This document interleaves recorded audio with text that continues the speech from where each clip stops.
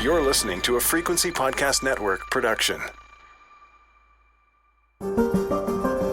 Oh my God. So Donald is in Vietnam now and he thinks he saw Andre? You just see him a few minutes ago.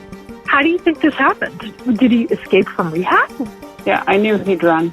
It's fucking bullshit. With his track record, the fact that they didn't put some sort of stipulation that he can't leave, they didn't take his passport, that's like a travesty of justice.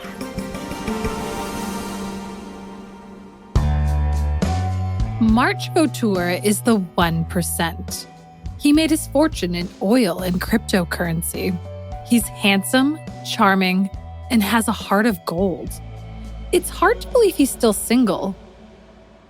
Only it isn't, because March isn't real. He's a serial grifter and romance con artist who's tricked women and men across Canada, the US, Vietnam, and the Czech Republic out of over $1 million. And that's just what we know of.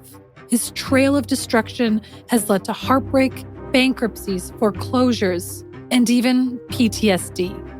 My name is Amelia King. And I'm Maggie Reed. And you're listening to our 4-episode update to Season 1 of Catch 'Em If You Can. In the last episode, you heard the story of James, the Toronto social worker who recognized Marcel and Pinky after hearing our podcast. You also heard about how Maggie, while on her newborn son's nap, snuck into the center where James works to confirm it was our guy. It was. And you heard that despite it all, the police wouldn't do anything because Marcel had no warrants in Ontario. We also revealed the devastating update in Jody's case, with the BC Crown rejecting all charges. It's probably unsurprising to hear. We were feeling defeated.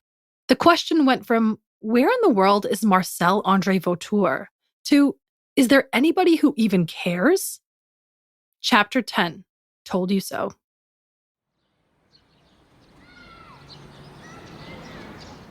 A few months go by of us knowing exactly where Marcel is and feeling like no one with authority is doing much of anything. It's a brisk October morning, 8:27 a.m. Toronto time to be exact. I'm out walking with my dog and baby at the park when a flurry of messages start appearing in our group chat. Andrea writes, "Holy shit, group call, he's arrested, we did it." Standing there in the park while juggling a leash, a stroller, and a coffee cup, I do the usual and connect all of us in a large conference call.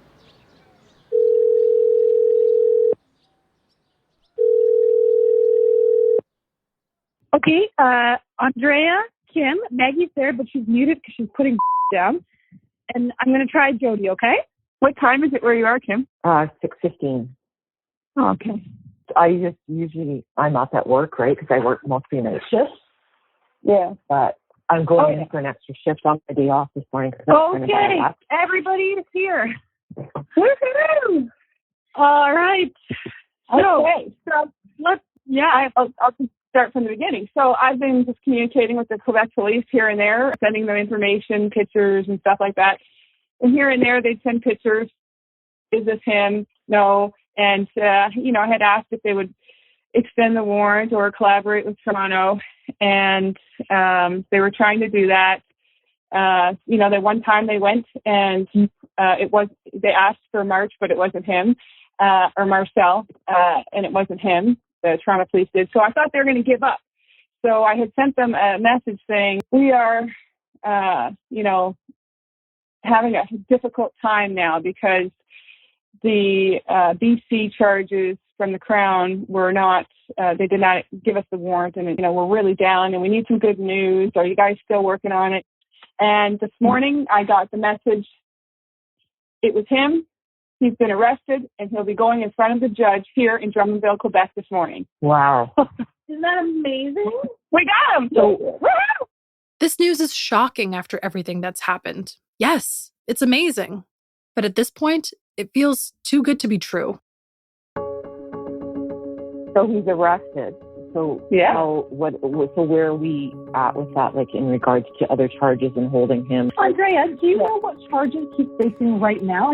Although we're not 100% certain, We believe he's been picked up based on the old warrant from Marjolaine's 2013 to 2015 business fraud case, where he promised to get her and her partner jobs on the rigs. Remember that story?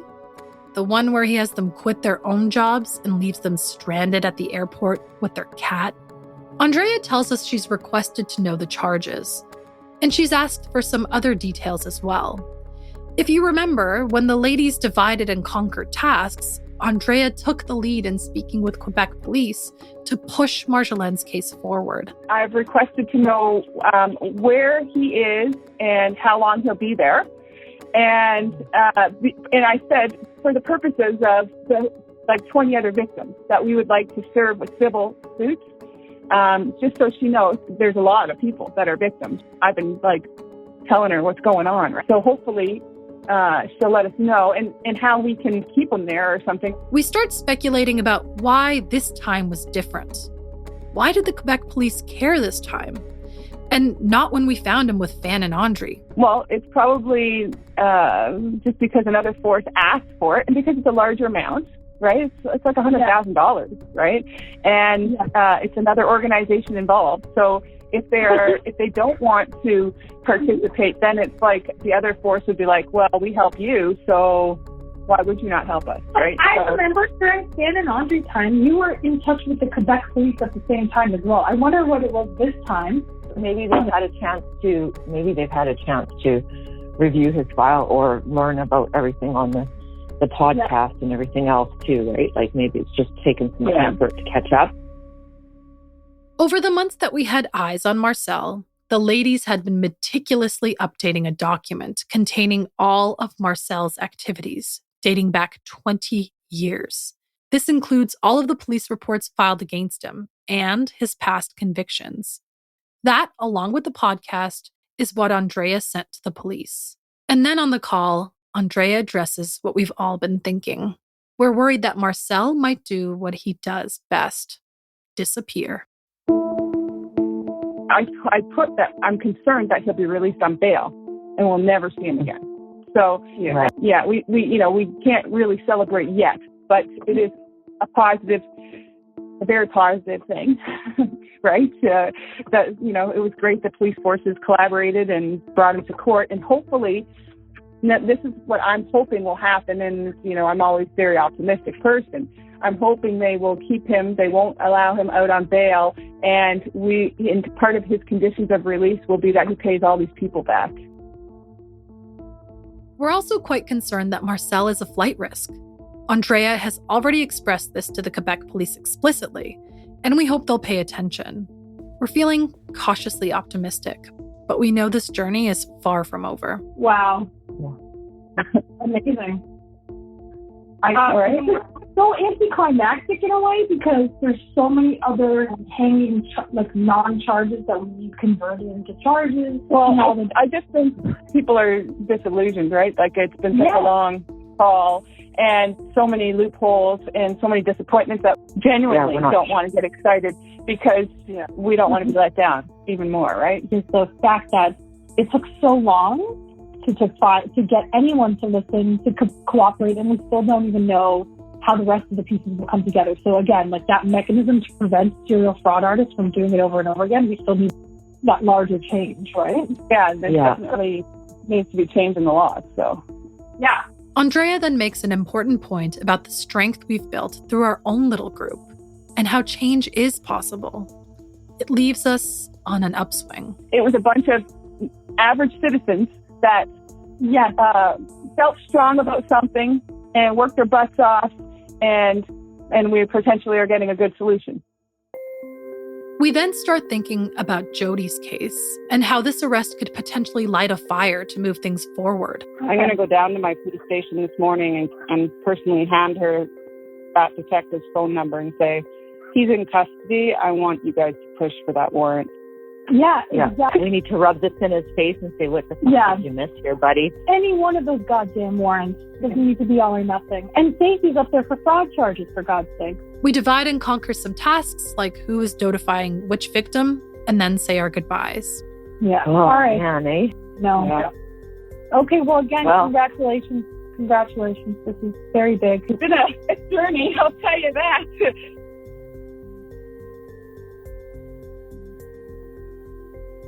Shortly after we talk, national news breaks out about Marcel's arrest. By André Marcel Vautour, an alleged serial scammer who was recently arrested by York Regional Police. Some of the allegations against him are documented in a Frequency Podcast Network series called Catch Him If You Can, which the creators say was instrumental in his arrest.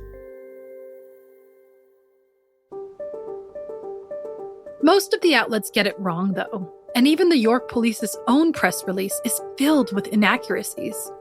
The headline reads, "Man arrested in Vaughan in connection with romance scam in Quebec." But by this point, we know this isn't true. From Andrea's conversations with the Quebec police, we know now for certain that Marcel is facing charges for business fraud from Marjolaine's case. And in the press release, there is, of course, no mention of the women working their butts off to bring Marcel to justice. In any case, after doing some digging, we find out Marcel is being charged under Section 380 of the Canadian Criminal Code, which essentially says that anyone who commits fraud of over $5,000 is guilty of an indictable offense and is subject to a prison term of up to 14 years.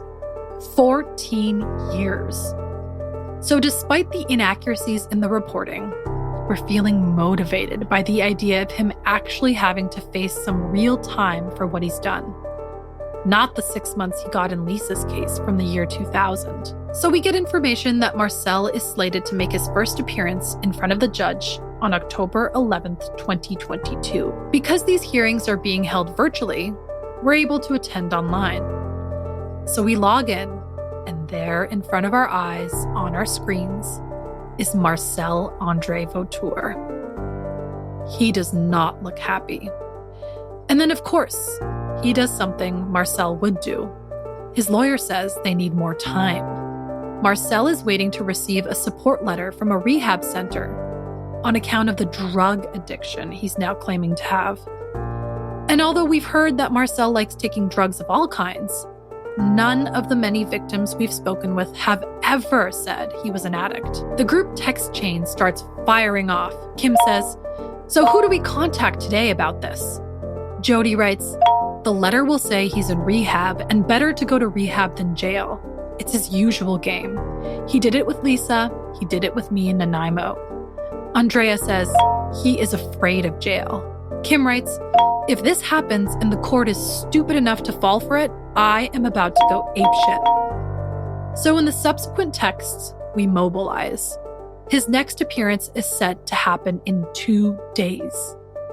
The ladies want to organize victim impact statements and send the prosecution information to show why releasing him to a rehab facility is a very bad idea. We scramble hard, and over the course of those 48 hours, we assemble a package that Andrea forwards to the detectives and the prosecutor she's been in contact with. Here's the impassioned plea from Jody that is contained as part of that package. It starts, "Attention prosecutor. Attention prosecutor. I understand that Marcel is using a therapy center letter in relation to his hearing tomorrow. This is a normal tactic for him. We have seen this happen before, whether it is claiming to be on drugs or faking illnesses. While he was with me, he faked chest pain, vertigo, Crohn's disease, and getting hit by a car on a sidewalk in Calgary. Please take all this information into consideration when presenting your findings to the court tomorrow. If he is released on bail, he will run." And Jody writes that part in caps. She continues, "If he is released and ordered to go to a treatment facility or mental facility, he will run." Jody writes that part in caps too. Then she concludes, Please be our person to help him get off the streets and stop him from hurting more people. I suffer PTSD greatly, and I am still trying to pay back the $45,000 that he stole from me.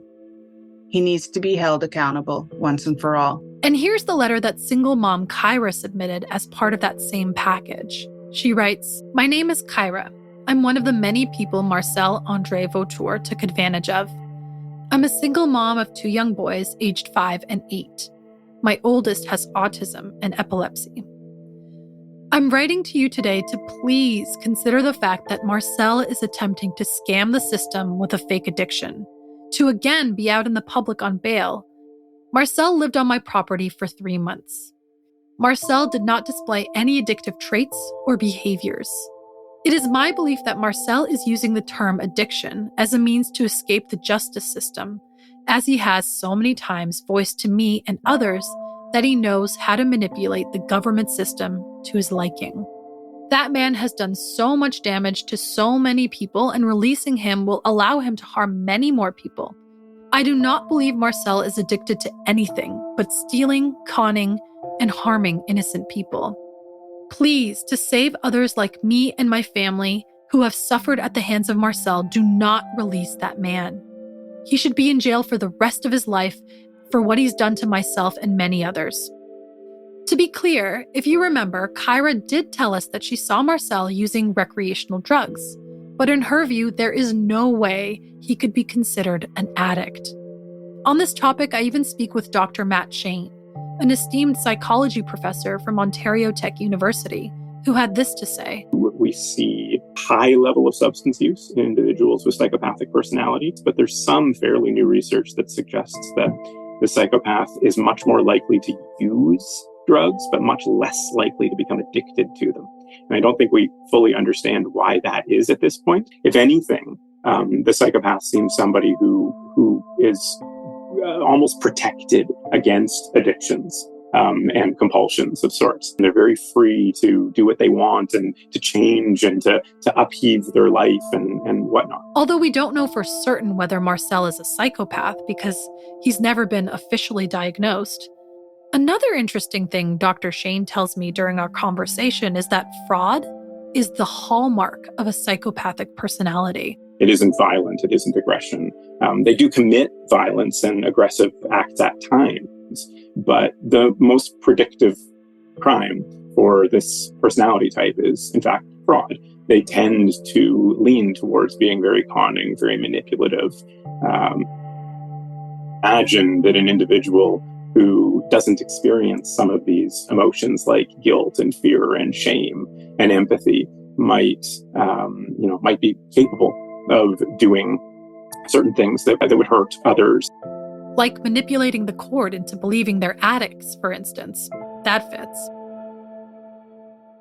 The hearing comes and goes, and despite our best efforts, victims from across the country literally working together against time zones and language barriers, Marcel is granted his wish.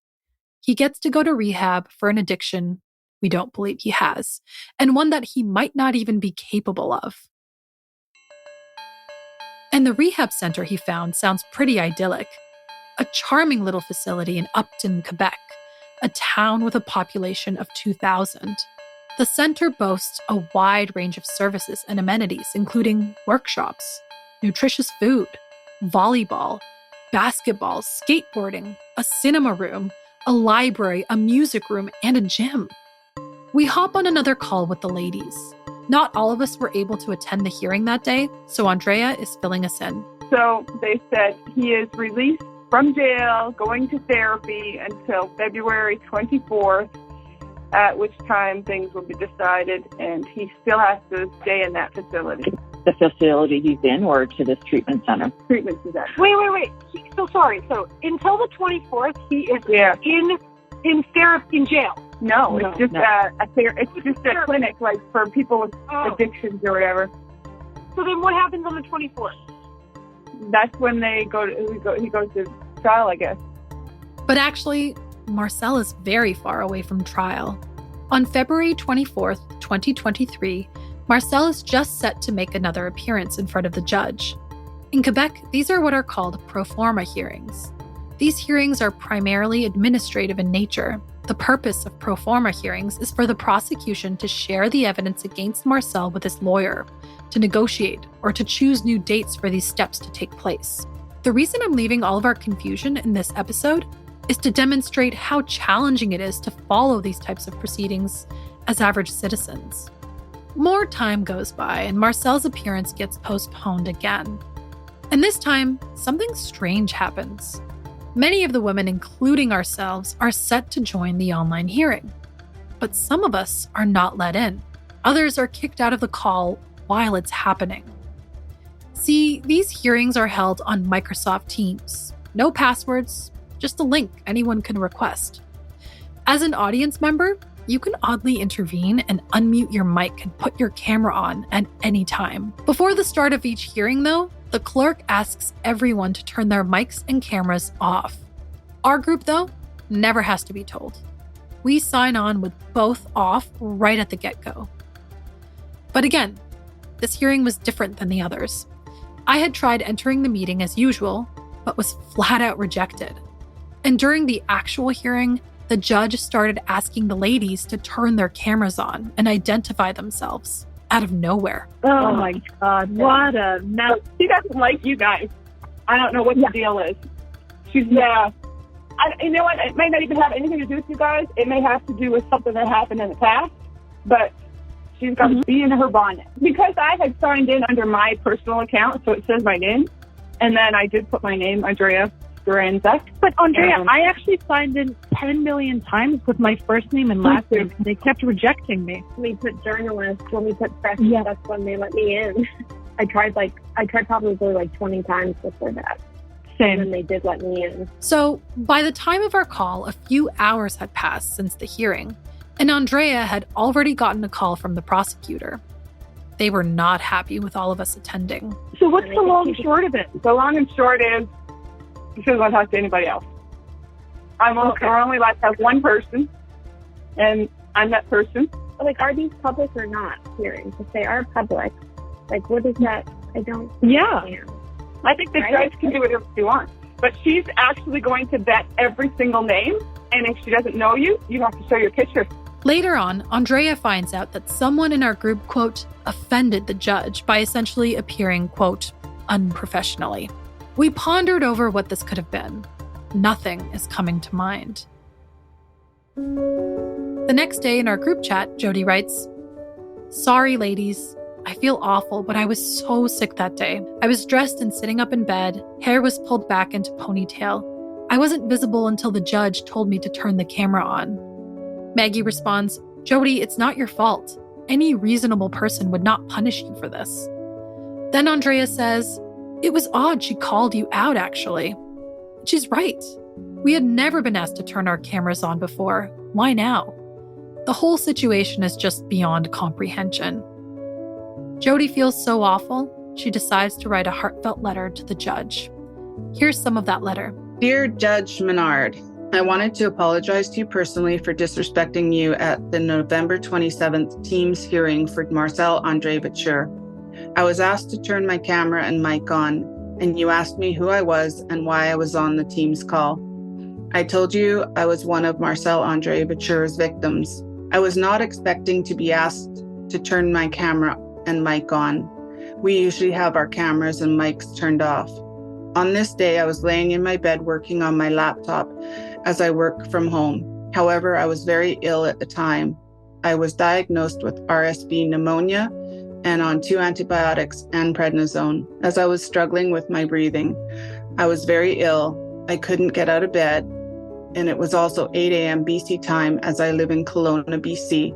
I in no way was trying to insult you or disrespect you or your court. I wanted to sincerely apologize and let you know that I'm a very proud professional woman like yourself, and I would never intentionally do anything to disrespect any other female professional or the court. I am very sorry for the circumstances that occurred on November 27th, and I hope that you will accept my sincere apology and allow us back onto Teams to watch the proceedings. I myself was taken for over $45,000. If you are not prepared to let me back onto the team sessions, I would sincerely hope that you would at least consider letting the others back on.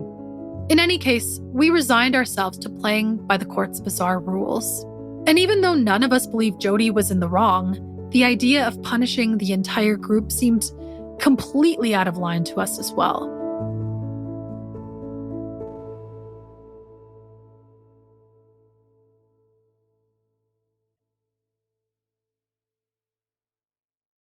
So a couple of months go by again, and Marcel's case keeps getting pushed back. It's a quiet February 16th evening, and all of a sudden, a message from Jody appears in the group chat. She says, "I just got a message from Rocky. His buddy has spotted Andre in Vietnam." Rocky is a naval captain Marcel scammed in Vietnam a few years back. He scammed his friend Donald, too, the one who is currently in Vietnam and supposedly saw him. Kim quickly mobilizes and calls the Quebec Rehab Center, where Marcel was supposed to be staying, to verify if he's still there. Right after, we hop on a group call. So, all right, Kim, you just called. What happened? Okay, so they put me through. I said English. The guy put me through to this office. The office picked up. Guys talked to me. He was like, "Who are you?" And I said, "Well, who am I?" "Well, this is a drug rehab place. I can't even tell you that guy's there." And I said, "Well, I can tell you he's fucking there." Pardon my English. I said, "But I can tell that he's fucking there." So anyhow, I said, "If you can't tell me any information," I said, "then you better do your due diligence and you better go and him because we have a word that in the last hour he was spotted in Vietnam." He's like, "Well, who?" I said, "This guy's got a court order. We told the criminal system that this was going to happen. And so you better do your due diligence right now and you better go see where he is." They had no clue. This is what he knows he can do. He can go into rehab and he's a John Doe. After we get off, Jody and I both connect with Captain Rocky to ask if he's heard back from his buddy Donald. He says he hasn't, but he promises to keep us posted. He told Donald to snap a pic for proof. That picture never actually materializes. Turns out it must have been a look-alike. We all breathe a sigh of relief, knowing he's still where he's supposed to be, but we can't shake the fear that this could have been real. Over the next few weeks, we all try to get a better understanding of what could be in store for Marcel. I connect with Andrew Barbatsky, a Quebec top criminal defense attorney and former Crown prosecutor, to help us better understand what's going on from a legal perspective. Andrew has over 30 years of legal experience. He spent 9 years working for the Provincial Prosecution Office. For 2 of those years, he was seconded to the federal government to rewrite the Canadian Criminal Code. Meaning, this guy knows his stuff. The first thing I ask about is what it would take to get a Canada-wide warrant in Marcel's case. I know we're past this. But what I'm trying to figure out is why the Quebec police finally collaborated with the Toronto police in the first place. First, Andrew says Canada-wide warrants are usually reserved for the most serious cases, and that the next level of warrant would be a provincial one that is endorsed elsewhere. It takes a special procedure to endorse a warrant. It's not generally done. I frequently get cases from clients in Toronto who call me and say they got pulled over and there's a warrant outstanding in Quebec. The police told us you should take care of this, and off you go with a speeding ticket because the warrant is not effective. Andrew says he's got some very serious cases where the warrant hasn't been endorsed. One involved kidnapping. The charges were, punishable by life imprisonment as a maximum, and the warrant's not effective. I have a current one of a robbery case with a fairly important alleged crime of several people advertising Rolex watches or that they're buying them, and theft of a considerable amount with violence. And they sat in Toronto until they got speeding tickets. So I have one of them. The other 2 are not arrested yet. I bring things back to the situation with Marcel. So, okay, if this guy has a warrant in Manitoba that's not endorsed, it just means it's Manitoba only. Yes? And then if it's endorsed, it means that wherever he's picked up, that jurisdiction should contact? Correct. The jurisdiction where he is found has authority to arrest him, and then there's a procedure in the criminal code, which is a nightmare for interprovincial transfers of arrested people. They have, I believe, up to 5 days to get him to the original jurisdiction, and bail is very difficult to get in the initial jurisdiction, so people sort of rot for 5 days before they appear before a judge, or they appear initially. This makes it clear to me, at least, that any recent progress in this case has been primarily because of the sheer determination of the ladies pushing and the media attention. I then ask Andrew about the nature of Marcel's current hearings. On what grounds are we being denied access? Are these hearings, these pro forma hearings, are they public? Yes. It's very rare that they're in camera. There's the odd one But in criminal matters, it's very, very rare. Okay, so these ones have been online, virtual hearings, where people can tune in. Technically, again, so they're still happening, in a physical place. Could anybody walk in off the street and watch them? Yes. In this particular situation, the judge, she has been telling certain people, for example, to turn their cameras on. And when she's unhappy with who the person is, or, she feels like she was offended by that person, she says, "You're not allowed in the room," and she kicks them out online. What grounds does the judge have to do something like that? I'm curious.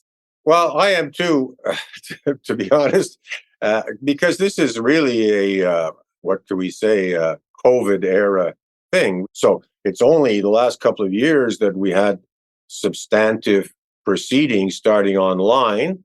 And, it's the rules, we have these directives, being appropriate, not interjecting, being quiet, turning your microphone. A lot of people leave their microphone on, which interferes with the court system, and they can't figure out to turn it off. If they make expressions, why the judge necessarily wants to have their picture online, that's something new to me. Andrew compares the expectations for online attendance with attendance in person. People are told in courtrooms not to wear their caps. Not to chew gum. When I quit cigarettes, I was chewing nicotine gum once, and the judge told me to swallow it, which is quite embarrassing, even after I told him it was medicated gum. All this to say, if you're dressed inappropriately, they can kick you out.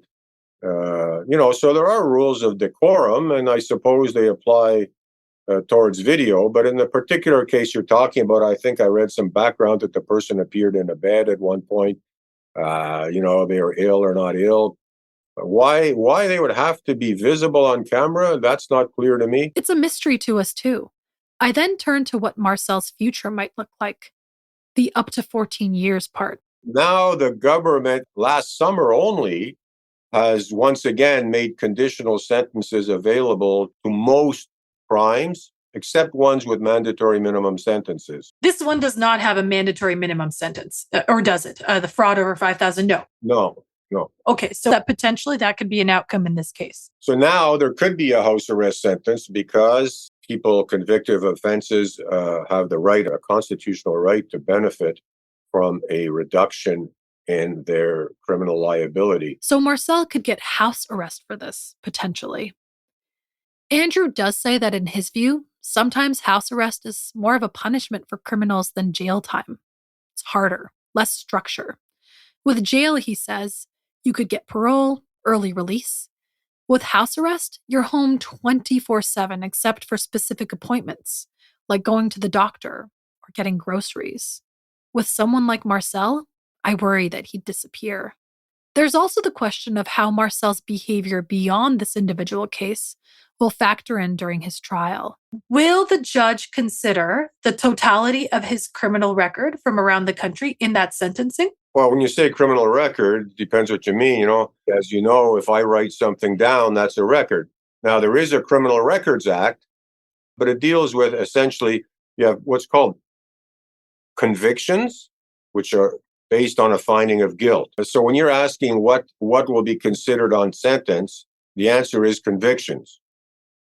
But the fact that there have been so few formal charges filed against him because it's been this very, nebulous he said, she said scenario, often with he's only really got, that I know of, one conviction for fraud for a 1999 case. Other than that, it's victims trying to get their charges against him, but it's mostly just police reports. Those will not be considered. Okay. Wow. Well, look. I know it's fair, but I guess that's the challenge of serial fraud. Yeah, in this type of, a serial fraudster, basically, who has been allegedly doing this for over 20 plus years. Andrew says in U.S. criminal law, there's something called relevant conduct. This would make Marcel's past and present play a larger role in sentencing.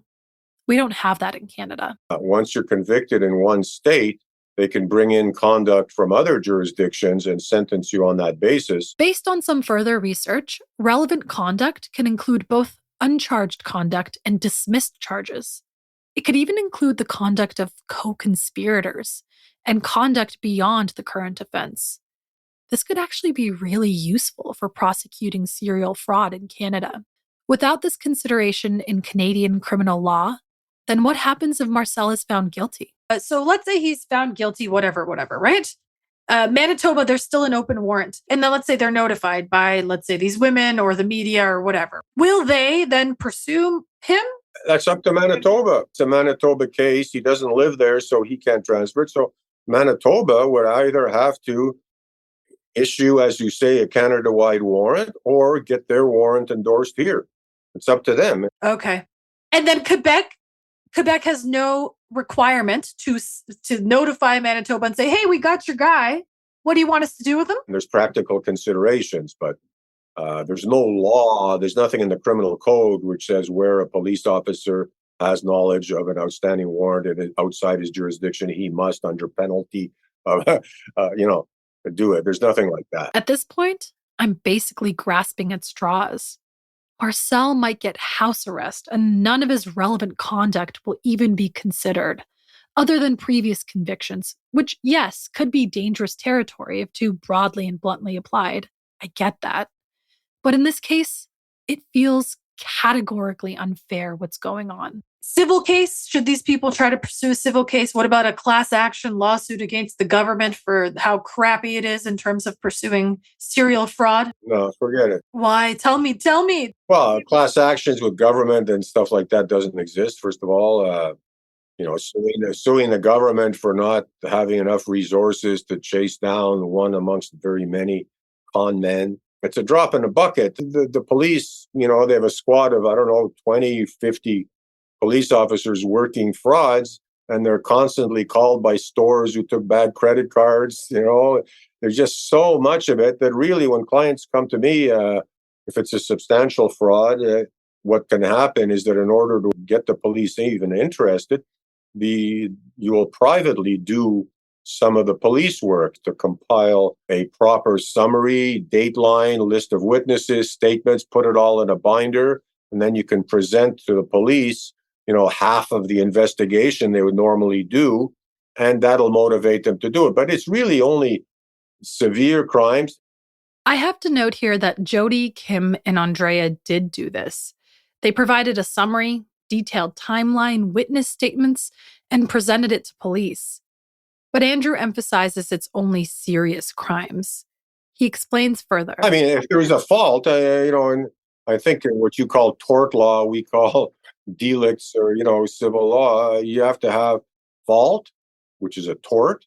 You have to have damages, and you have to have a causal relationship. So if the government does something which is considered a civil fault, and a class of people suffer a loss, sure, there could be an action against the government. But in the case of saying that it's not really a fault, or to prove a fault of the government by not being diligent enough and not raising taxes so that they could triple the law enforcement budget, it's not going to happen. Forget it, because civilly, the guy has no money. I then ask again about the potential for a civil case. But most of these people don't have money to go after anyway. And it's a very expensive procedure to do it privately. I ask Andrew about expanding the interpretation of the rape by deception charge and whether that might be an avenue, at least in romance frauds. How many cases would we have, to say, well, I wouldn't have had sex with him except that I thought he was rich? No. That's not going to happen. That response is really disheartening to hear, and I still wonder whether there might be some way to build in some nuance. Finally, I ask him how we might, from a legal perspective, stop serial fraudsters like Marcel from doing what they do. Very sad. It's very sad. To me, it's just simply a question of resources, education, and again, maybe to make a bit of an obscure analogy, it's like they talked about the war on drugs, and, the war is lost. You cannot win that war. The United Nations officially declared it's lost, but the fact is that the people who know about behavior know that you cannot control and stop supply end. And in this kind of situation, it's a little bit similar, is that You cannot, by enforcement, stamp out all crime. This is beyond depressing. But I feel like there must be a way for us to do better by these victims. A week goes by since my conversation with Andrew. Before I can even share this new information with the ladies, on Monday, May 1st, 2023, at 2:19 p.m., I receive a ping in my other group chat with the French victims in Facebook Messenger. It's Marjolaine. My jaw just drops. She writes, "Bad news. I got a phone call yesterday from the Sûreté de Québec. That's the equivalent of the Quebec Provincial Police. That Vautour is no longer in rehab, and the prosecutor and crime victims assistance centers were not aware. It was me who informed them." So there you have it, friends. Marcel is in the wind again. Again. And I think you know what I'm going to say. We told you so. We told you so. We told you so.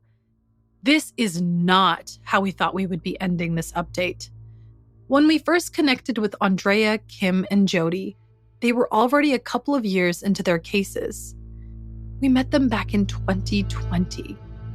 It's now 2023.